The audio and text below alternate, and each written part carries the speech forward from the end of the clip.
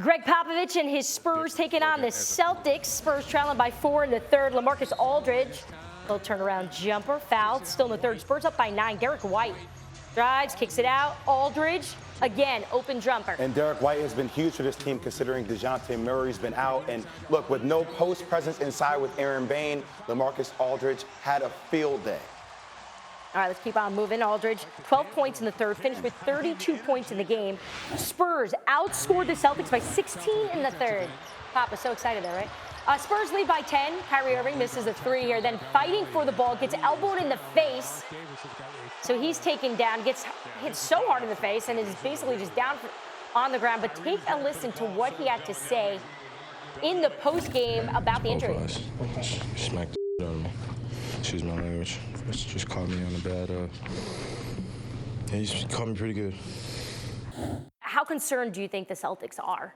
Well, the Celtics are very concerned, just not about Kyrie Irving's injury, about just how they're playing right now. They finished 1-2 on this West Coast road trip, and if Kyrie is out, you know, we were on this fine program a couple of days ago, and Damon Jones and I were talking about the Celtics having to make a trade, and we were saying, who are potential trade assets for the Celtics if you want to make a move?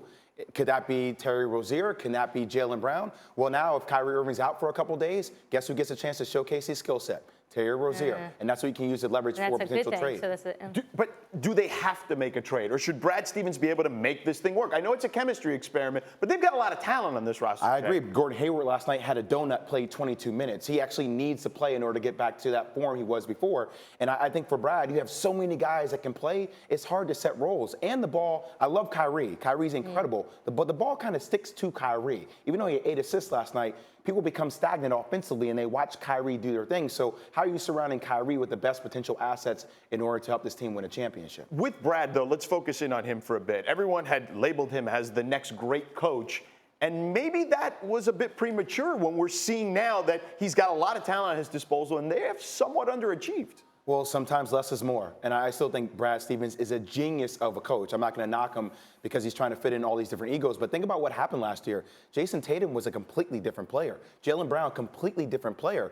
You build your own ego when you play at that high level when you get to the Eastern Conference Finals. Yeah. So for this team coming back now the ball's in the hands of Kyrie. Now you're trying to figure out what's going on with Gordon Hayward. That's a lot to manage. And that's why I say for the Celtics sometimes maybe less is more moving forward. Trade, get some assets, and then potentially land a big-time free agent this summer. Yeah, sometimes there are advantages to having an injured player, even someone as good as Kyrie Irving getting a look at other players. Yes. All right, Jay, Will, thank you so much.